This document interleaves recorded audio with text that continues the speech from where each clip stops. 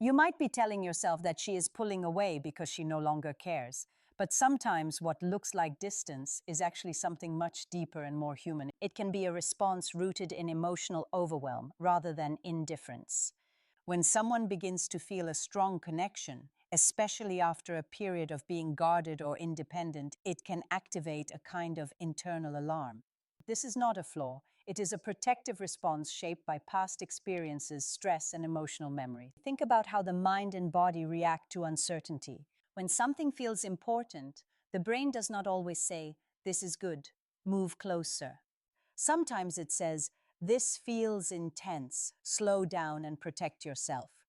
This is similar to how people respond to anxiety triggers. The reaction is not always logical, but it is real. Emotional closeness can feel just as overwhelming as any other major life change, especially for someone who has been hurt before or has learned to rely only on themselves. So when her behavior shifts, when she becomes quieter or less responsive, it may not be a sign that the connection is gone. It may actually mean the connection has reached a level where it feels significant. And that significance is creating internal pressure. Her mind may be trying to process whether it is safe to continue, whether she can trust the situation, and whether she is ready for what this could become.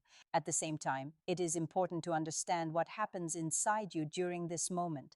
Your thoughts may start racing. You may replay conversations, analyze every message, and question your own actions. This is a natural stress response. The brain looks for answers to regain a sense of control. But this kind of overthinking can increase emotional strain, making you feel more anxious, less grounded, and more reactive. Instead of immediately assuming rejection, it can help to pause and recognize that both people in this situation may be dealing with their own internal processes. Emotional distance does not always mean disinterest. Sometimes it reflects a need for space to regulate feelings, reduce overwhelm, and regain clarity. Understanding this can reduce unnecessary stress and help you respond in a calmer, healthier way.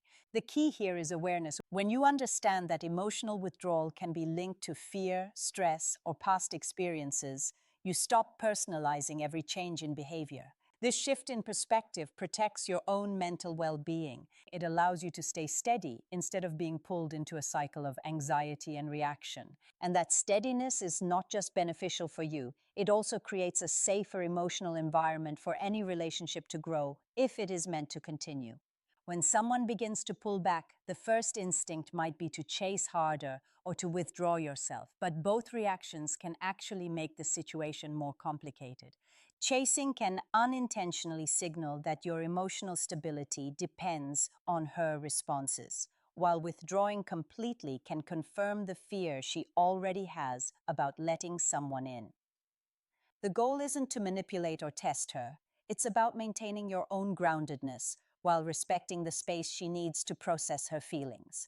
Emotional intelligence in this context is not about controlling outcomes, it's about controlling your own reactions. Consider what it means to be truly self-contained emotionally. It means your sense of worth, stability, and fulfillment does not rely on another person's validation. You maintain your routines, your goals, your friendships, and your interests. You respond authentically, without overthinking every message, without needing immediate confirmation of her interest, and without shrinking yourself to fit someone else's emotional timeline.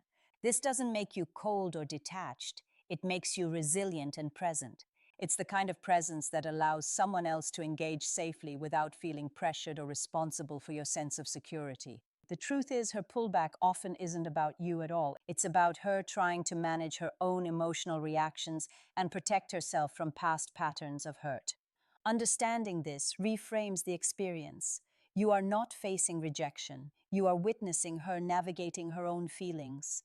Recognizing that gives you clarity and freedom. You can be present, warm, and consistent, but you also give her space to process without demanding that she make decisions on your timeline. This balance, being engaged yet self-reliant, is what signals strength and emotional maturity.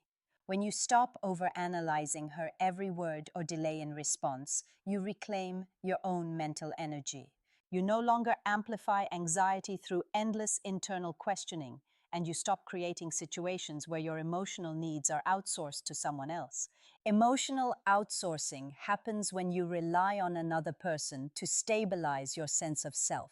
The problem is, this places an unfair burden on them and leaves you vulnerable when they cannot or do not fulfill that role. Staying grounded, maintaining your life, and being consistent in your behavior are the ways to avoid this trap. The final piece is about putting this understanding into practice in your daily life. When she pulls back, it's not about withdrawing love or interest. It's about her managing something inside herself. Your role is not to fix that or push her forward. It's to remain whole, steady, and present. This means you continue living your life fully, pursuing your goals, engaging with your passions, and nurturing your own well-being. You communicate genuinely when appropriate, but you don't overcompensate, overanalyze, or chase. That grounded presence is magnetic because it signals security, authenticity, and self-respect. Giving space doesn't mean becoming cold or distant. It means you honor both her process and your own integrity. You respond when it's natural, without anxiety-driven urgency, and you maintain boundaries that protect your emotional energy. Over time, this approach allows a relationship to develop organically. If she is ready, she will return, drawn to the stability and warmth you offer. If she doesn't, it's not a reflection of your value, it's simply information about her readiness. Understanding this distinction keeps you from overextending yourself emotionally and preserves your self-worth. Ultimately, the most attractive quality you can bring to any relationship is wholeness. You don't need to prove your worth to anyone, and you don't need external validation to feel complete. By staying centered, consistent, and genuine, you demonstrate the kind of man who can engage in deep connection without losing himself. Relationships thrive not when one person is emotionally dependent on the other, but when both can show up fully while still holding their own inner stability. When you live like this, you naturally attract people who are ready, willing, and capable of reciprocating with the same depth. This approach isn't about games, strategies, or control. It's about living authentically, understanding human emotion, and respecting both yourself and others. Your value does not fluctuate with her responses. Your life is active, purposeful, and full. And that completeness is what allows love and connection to grow in a healthy, sustainable way. By embracing this mindset, you step into your power, maintain emotional resilience, and create the conditions for relationships that are real, mutual, and lasting.